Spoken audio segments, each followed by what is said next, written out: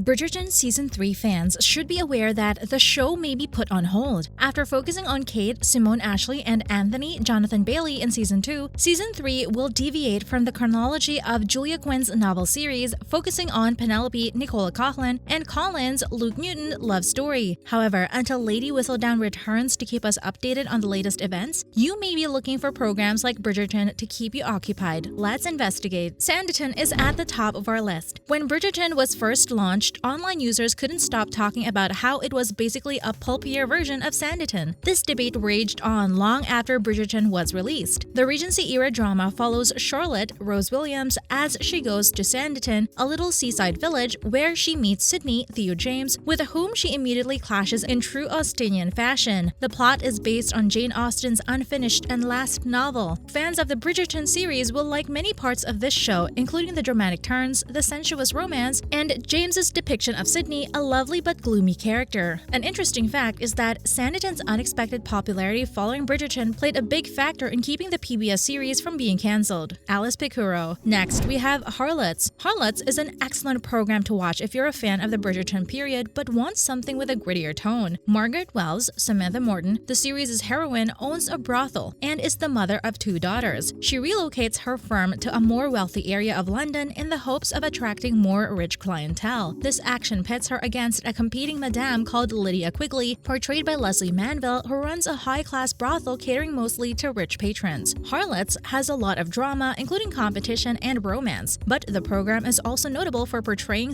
work as something that is ordinary. The pursuit of love followed. 100 years after the events of Bridgerton, it was discovered that individuals in England were still active. The Pursuit of Love is a miniseries on Amazon Prime Video featuring Lily James and Emily Beacom. The 3-part series was written and directed by Emily Mortimer. Despite their extremely different personalities, James and Beacom play cousins and closest friends who grow up between world wars and coo over boys. The Pursuit of Love, like many other recent period pieces, especially Bridgerton, has contemporary sensibilities and zippy energy. Andrew Scott's character is introduced as if he is the second coming of David Bowie, as well as an anachronistic soundtrack featuring New Order, T-Rex, and other bands. Bridgerton's fervor is less visible in The Pursuit of Love, which settles for crushes and emphasizes friendship over romance as the novel's major emphasis, but the emotions remain. The main premise of the narrative is friendship rather than romance. The Cook of Castamar is coming next. On paper, the new Spanish series, The Cook of Castamar, which launched on Netflix in July 2021 after already running in its home country earlier this year, seems to be the most comparable to Bridgerton. This software has been added to the list. Castamar is set in Madrid in 1720, whereas Bridgerton is set in London in 1813. Both episodes are quite filthy, with passion being the favorite activity of the affluent and privileged heroes of both shows. In the novel The Chef of Castamar, a duke still grieving the death of his wife finds consolation in a new chef assigned to work in the manor's kitchen. Because she has agoraphobia, or a fear of open areas and the outdoors, one can only hope that their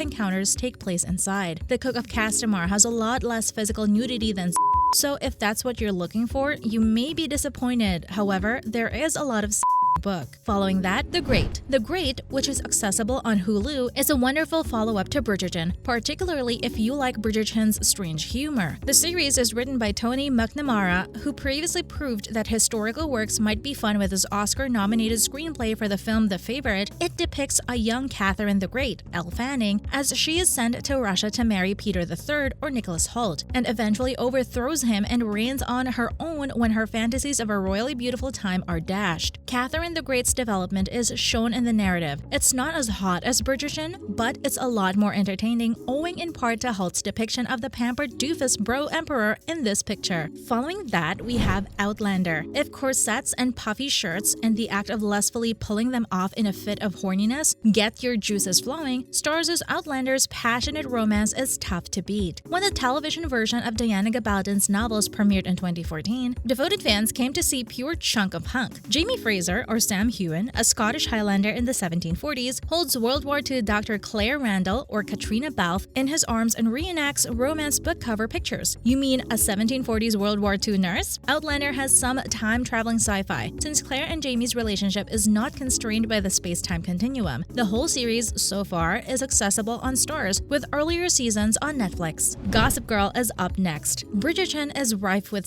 scandal and social climbing, but the enigmatic Lady Whistledown or Julie Andrews supplies town gossip in the guise of a newsletter that chronicles all of high society's sexiness and comings and goings. On film, her skill to convince people is reminiscent of Nosy Parker from the CW's Gossip Girl, a gossip who wrote a blog exposing the lives of wealthy high school socialites in Manhattan. Bridgerton was clever to follow in the footsteps of Gossip Girl, which continuously puts pressure on its characters to please or fail miserably in their attempts, while also offering a smidgen of mystery in identifying who the narrator is. Gossip Girl is particularly worthwhile to see since it launched the careers of some of the show's young stars, including Blake Lively, Leighton Meester, Penn Badgley, Chase Crawford, and Ed Westwick. Then comes Vanity Fair. Bridgerton plainly draws inspiration from a variety of writers, including Jane Austen. William Makepeace Thackeray poked fun at British high society in his 1847 serial Vanity Fair, which was adapted by Amazon Prime Video in 2018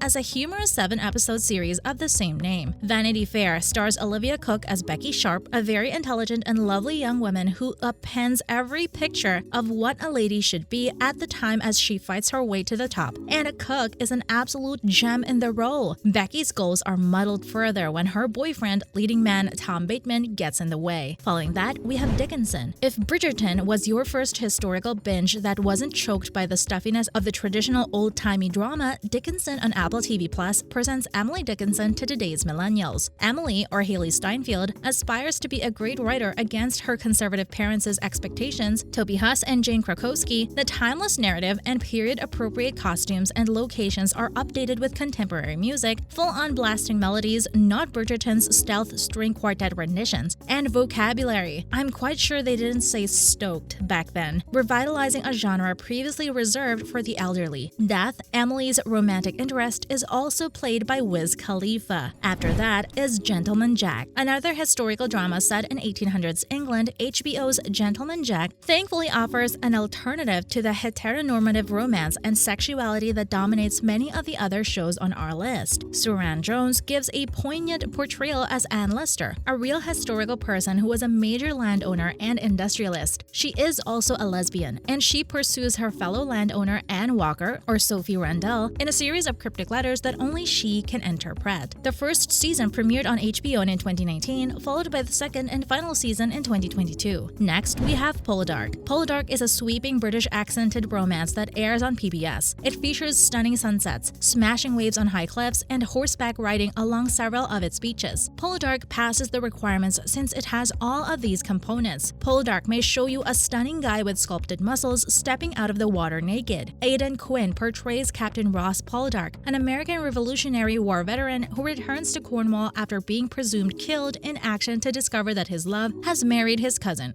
and that his father had died. The 6th season of the program has begun. Based on Winston Graham's work, the narrative intensifies as Poldark strives to rebuild his life, seeking fresh love and new reasons to remove his shirt. Scandal is the last episode. Despite the fact that Bridgerton is not Shonda Rhimes' first attempt at television, I choose Scandal above Grey's Anatomy, Private Practice, or How to Get Away with Murder. Scandal is a considerably better show. Scandal was Shonda's most popular broadcast show, with Kerry Washington starring as a crisis management business fixer whose affair with a governor, or Tony Goldwyn, becomes even more heated and scandalous when he becomes president of the United States. Tony Goldwyn performed the position of U.S. president. It has all the unexpected twists and turns you're searching for, plus a bit more murder and political intrigue that you expected. That brings us to the conclusion of our video. We hope you enjoyed it. Make sure to press the subscribe button on your way out. Thank you for your time!